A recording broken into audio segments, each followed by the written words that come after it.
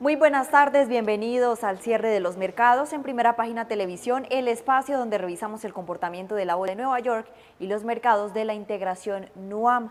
Así las cosas, vamos a revisar entonces cómo le fue a Wall Street durante la jornada que, como podemos observar, el Dow Jones avanzó más de 300 puntos, es decir, un 0,81%, ubicándose en 47.368. Por su parte, el Standard & Poor's 500 también tuvo un avance superior al 1%, más de 100 puntos, ubicándose en 6.832, es decir, que subió exactamente 1,54%, y el Nasdaq también avanzó considerablemente, más de 500 puntos, exactamente 522 puntos, es decir, más del 2%, 2,27%, específicamente en 23.527 unidades al cierre de esta jornada.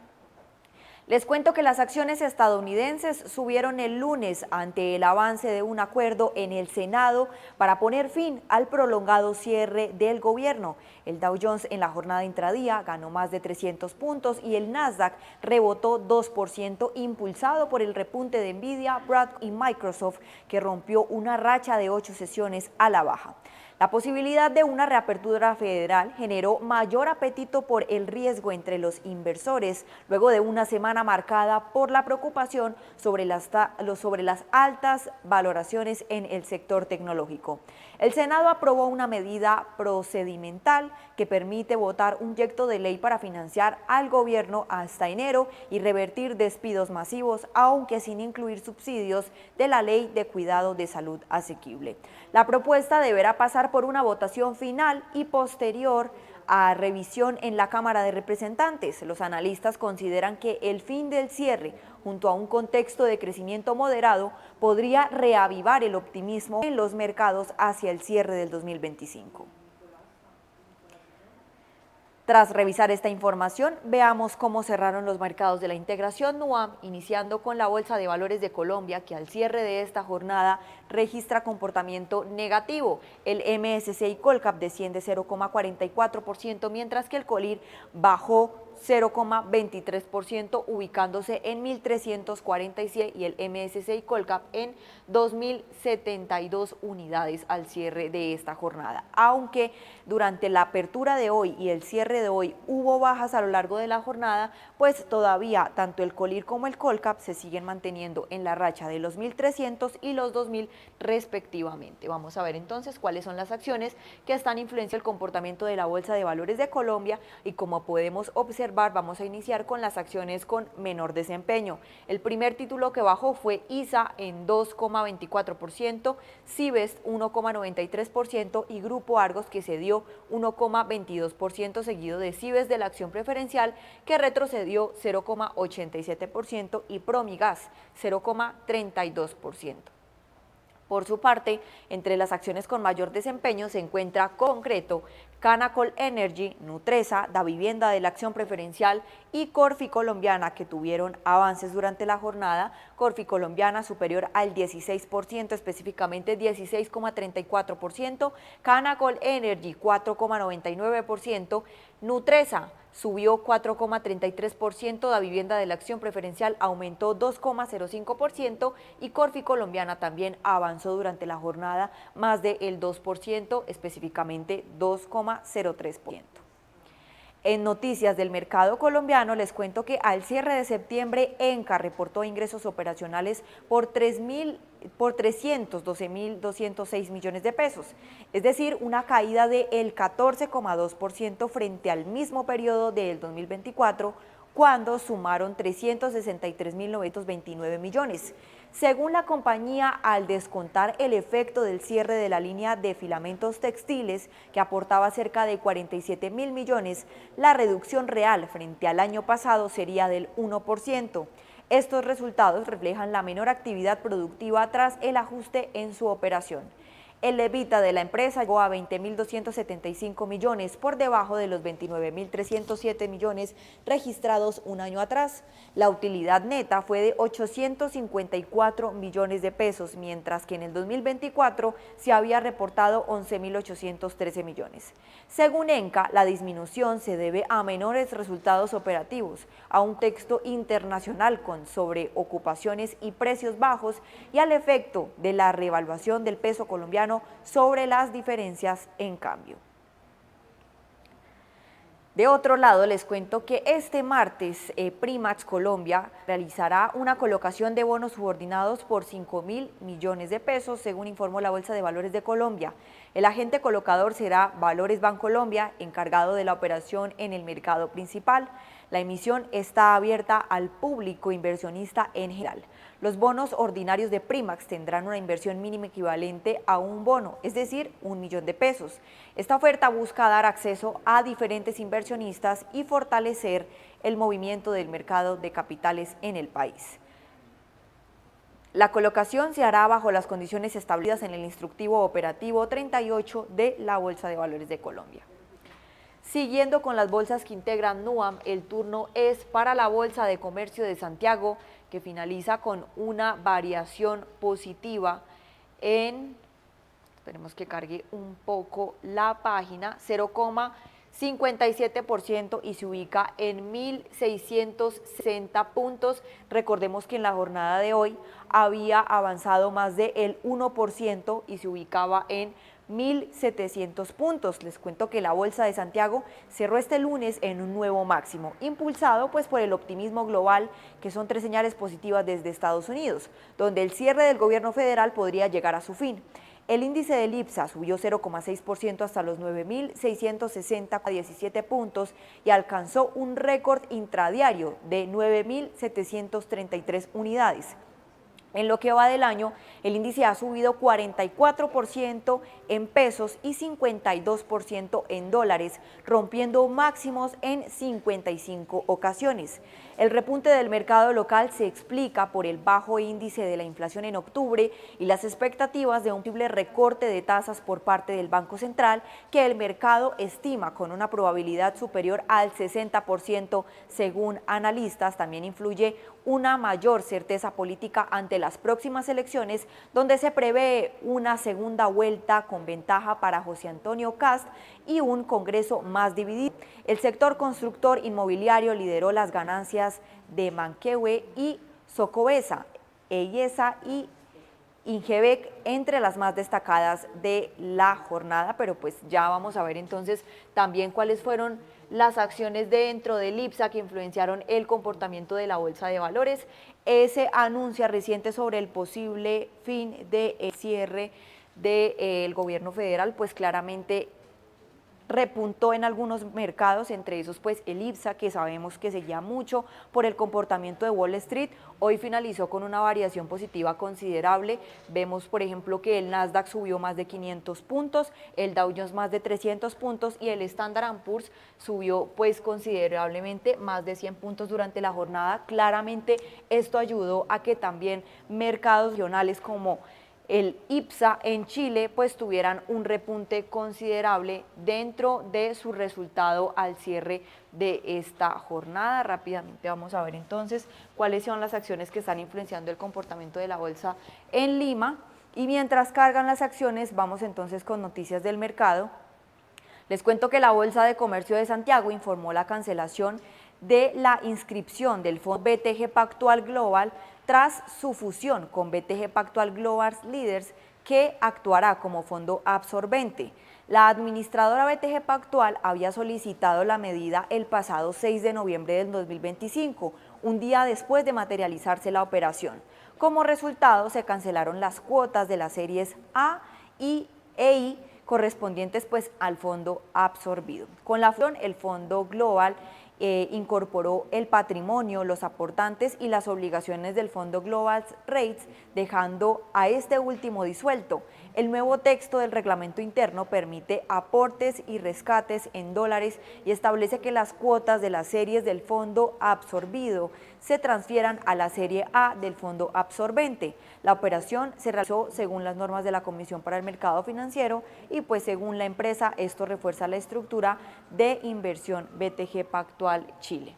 Sigamos entonces con otras noticias del mercado, pero entre las acciones que estaban repuntando la movida del IPSA hoy se situaba la Sociedad Química Minera con un avance superior al 7%, claramente después de ese anuncio de esta mañana donde el regulador de Chile está aprobando también esa sociedad entre Codelco y la Sociedad Química Minera, pero más adelante vamos a ampliar más información. Por ahora les cuento que el Banco de Chile reportó una utilidad neta de 927 millones de pesos chilenos entre julio y julio del 2025, es decir, un aumento del 1,9% frente al mismo periodo del año anterior.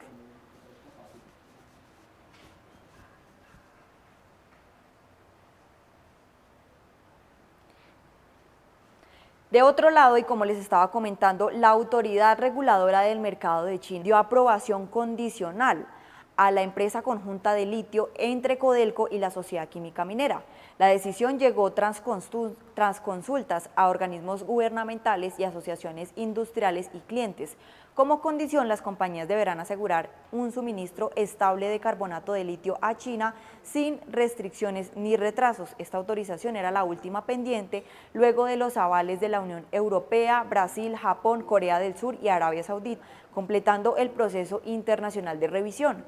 La empresa conjunta entre Codelco y la Sociedad Química Minera se enmarca en el Plan de Desarrollo del Litio impulsado por el gobierno de Gabriel Boric, que busca mayor participación estatal en la industria. El proyecto, ubicado en el Salar de Atacama, reforzará la posición de Chile como uno de los principales productores de este mineral, que es importante y clave para las baterías de vehículos eléctricos. Aunque la iniciativa enfrenta oposición política y demandas de la empresa china Tianqi Lithium, la aprobación de China marca pues un avance decisivo para su puesta en marcha. Vamos a seguir entonces con las bolsas que integran NUAM y esta vez pues el turno es de Lima, que también se sigue manteniendo en esos signos positivos. Recordemos que en la apertura de hoy había abierto con señales también positivas leves, pero positivas. Al cierre de esta jornada, el índice general avanzó 1,53% y el índice Select también aumentó 0,66%. El general ha aumentado de manera progresiva, recordemos que en sesiones anteriores había alcanzado los 39.000 puntos, luego retrocedió hasta los 37.000 y va subiendo de manera progresiva, hoy ya se ubica en los 38.442. Por su parte, el índice Select, que reúne a las 14 acciones más cotizadas dentro de la bolsa limeña, también aumentó 0,66% en 988 unidades, cerca de los 1.000, aunque todavía pues no ha logrado alcanzar ese valor que perdió también en jornadas anteriores cuando las dos bolsas se desplomaron más del 2%. Los dos índices se desplomaron más del 2%. Sigamos entonces con las acciones que están influenciando la Bolsa de Valores de Lima, pero mientras carga un poco la página, yo les voy contando que el Grupo Romero y la estadounidense Global Infrastructure Partners, filial de BlackRock, destinarán 125 millones de dólares a la expansión del terminal portuario de Mataraní en Arequipa, Perú. El financiamiento se gestiona a través de BitInvest, que evaluará el préstamo el 9 de diciembre y los recursos servirán para reestructurar deudas de Tramarsa y TISUR, que ambas son del Grupo Romero, y para respaldar estudios técnicos, ambientales y financieros que sustenten la ampliación del puerto.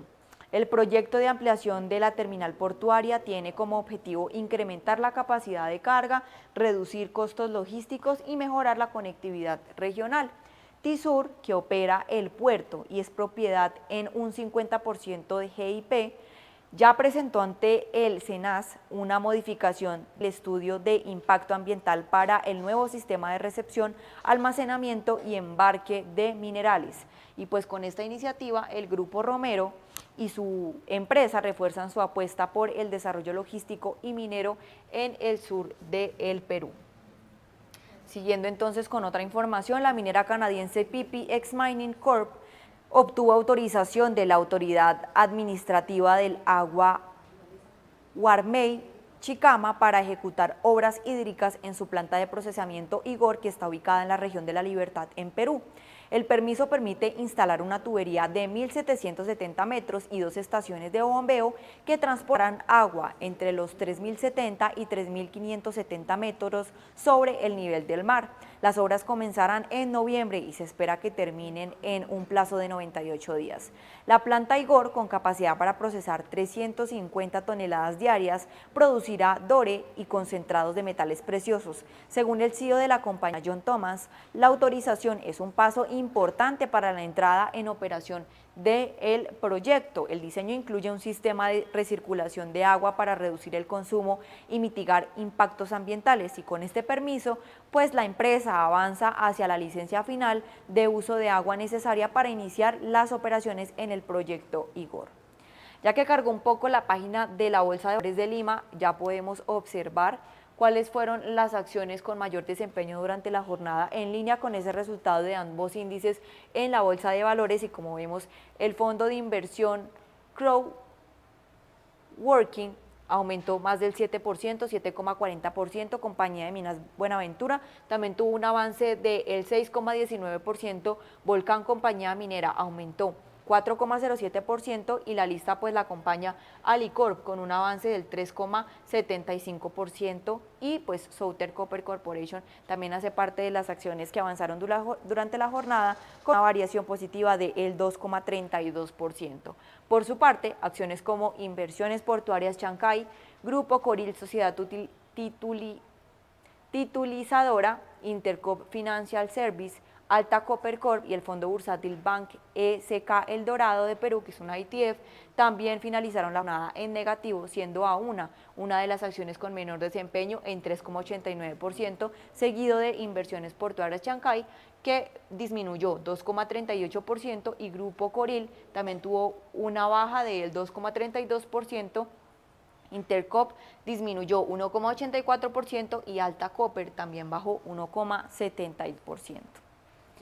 Y en otras noticias del mercado limeño les cuento que BBVA y fábrica peruana Eternit lanzaron una línea de factoring vinculada a criterios ESG dirigida a proveedores con buen desempeño ambiental, social y de gobernanza.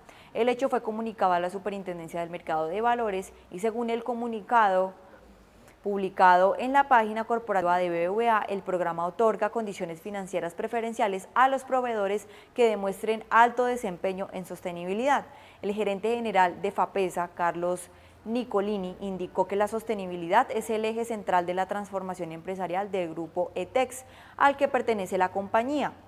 Con esta iniciativa, pues BBVA y FAPESA buscan fortalecer la gestión responsable en la cadena de valor industrial. Muchísimas gracias a todos nuestros televidentes y a las personas que nos acompañaron en esta oportunidad. Nos vemos en una próxima ocasión o mañana para revisar de qué manera se comporta el mercado en la apertura de sus operaciones. Y no me voy sin antes dejarlos con estos análisis económicos. Durante octubre, los mercados públicos mostraron movimientos mixtos, lo que refuerza el atractivo de la deuda privada como una alternativa sólida a largo plazo, capaz de generar retornos absolutos superiores a los del mercado público. El mes pasado lanzamos nuestro primer fondo automotriz, a través del cual esperábamos estar comprando cartera de crédito durante 2025 y 2026, con el objetivo de alcanzar una UM de 45.000 millones en 2026. Durante octubre se realizaron las primeras compras de cartera por cerca de 1.500 millones de pesos. Nuestros fondos de deuda privada continúan con buen performance, por lo que logramos seguir creciendo en nuestras estrategias de corto, mediano y largo plazo, aumentando el AUM en más de 25.000 millones. En cuanto al desempeño por estrategia, en la estrategia de mayor liquidez, el fondo de liquidez alternativa continúa creciendo, sumando más de 4.000 millones y alcanzando una rentabilidad mensual de 0,61%. Superando en 9 puntos bases el promedio de la industria y manteniéndose como el fondo público más rentable y de mayor tamaño entre sus comparables. En la estrategia de mediano plazo, el fondo deuda estratégica ha seguido creciendo, lo que se ha traducido en nuevos desembolsos que se encontraban en proceso de estructuración. Por su parte, los fondos de Venture Debt mantienen retornos anuales de aproximadamente UF+7 para sus aportantes. En la estrategia a largo plazo, los fondos deuda habitacional con y sin subsidio crecieron en más de 20.000 millones, manteniendo retornos en torno a UF más 6% anual. Los invito a que exploren nuestros productos disponibles y cuáles se ajustan mejor a sus necesidades.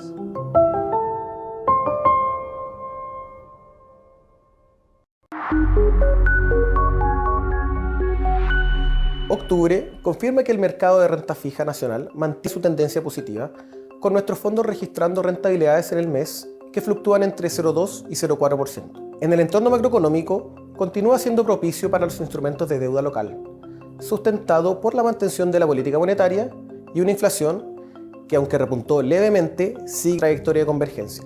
En la reunión de política monetaria de octubre, el Banco Central decidió mantener la tasa de política monetaria en 4,75%. La autoridad monetaria reiteró que persisten riesgos para la trayectoria inflacionaria y enfatizó la necesidad de acumular más información antes de renovar el ciclo de recortes. En este contexto, mantenemos nuestra expectativa de un recorte final de 25 puntos bases en diciembre, consistente con lo delineado en el IPOM de septiembre y condicionado a los datos de inflación para los siguientes meses.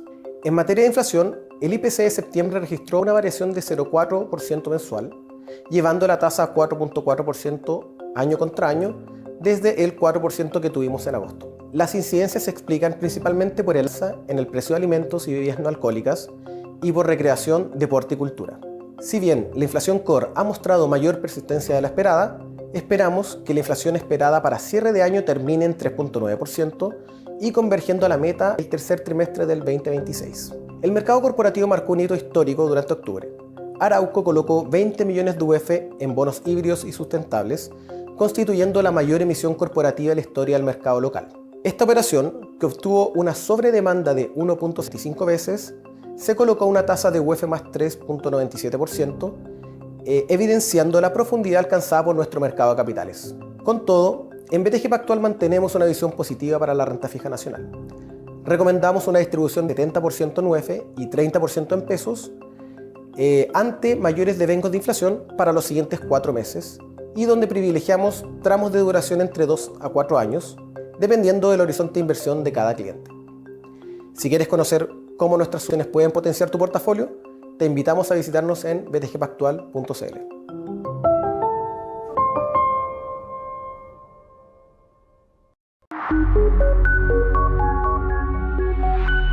En octubre, los mercados bursátiles globales mostraron avances generalizados con desempeño positivo en la mayoría de las regiones. En este contexto, el IPSA volvió a destacar y registró un aumento mensual de 5,1% en moneda local. El avance del mes estuvo impulsado principalmente por el sólido desempeño de Entel, que rentó 32% ante las expectativas del mercado respecto a una posible adquisición de activos de Telefónica en Chile. Y por el sector bancario, que mostró alzas en torno al 12% en promedio, apoyado por un buen desempeño en la temporada de resultados. A esto se sumó el rebote de Sokimich, que subió cerca de un 10%, impulsada por las mejores perspectivas para el mercado del litio. Con este desempeño, el IPSA acumula una rentabilidad de 40,5% en lo que va del año, posicionándose como uno de los mercados con mejor rendimiento a nivel regional en 2025. El mercado chileno continúa mostrando resiliencia, apoyado en fundamentos corporativos sólidos y en un entorno de mayores flujos hacia la renta variable local.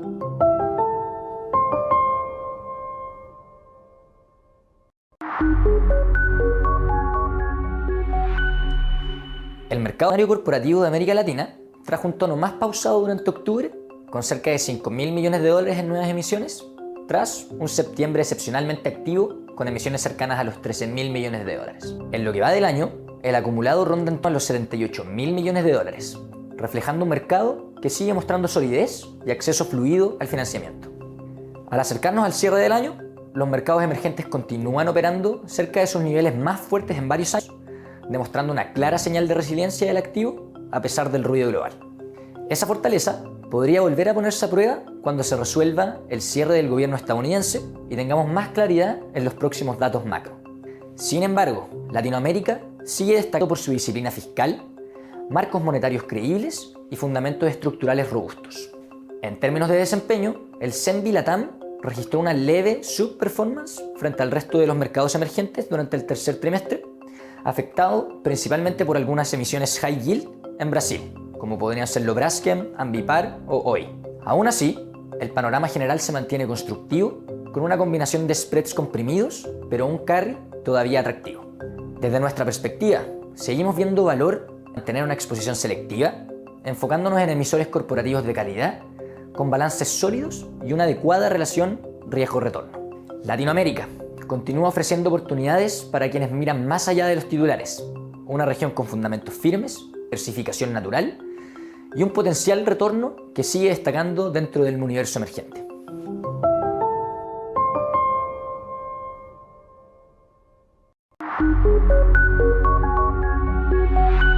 Octubre de 2025 fue un mes de señales claras para la inversión inmobiliaria. En el segmento de oficinas, el último reporte de JLL confirmó la solidez del mercado. Durante el tercer trimestre se absorbieron 23.500 metros cuadrados, una cifra que demuestra una demanda consistente, incluso en un contexto de mayor selectividad por parte de las empresas. La tasa de vacancia se mantuvo prácticamente estable, pasando de 8,8% a 8,9% a pesar del ingreso de 2 edificios clase A que incorporaron casi 30.000 metros cuadrados adicionales al inventario. El gran protagonista fue el submercado de Las Condes, que concentró alrededor del 75% de la demanda trimestral, reflejando la preferencia por ubicaciones consolidadas, buena conectividad y altos estándares de infraestructura. En este contexto, las rentas de oficinas clase A continuaron su tendencia al alza, alcanzando 0,54 UF por metro cuadrado, mientras que las oficinas clase B se mantuvieron estables en 0,41 UF por metro cuadrado. En el mercado residencial, las señales comenzaron a consolidarse. Hoy, el inventario total de viviendas de venta supera las 78.000 unidades a nivel nacional, con cerca de 52.000 departamentos y 26.000 casas disponibles. Esta amplia oferta refleja un escenario competitivo, donde los compradores cuentan con más opciones y los desarrolladores enfrentan el desafío de diferenciar sus proyectos. Sin embargo, el motor de la demanda comenzó a reactivar.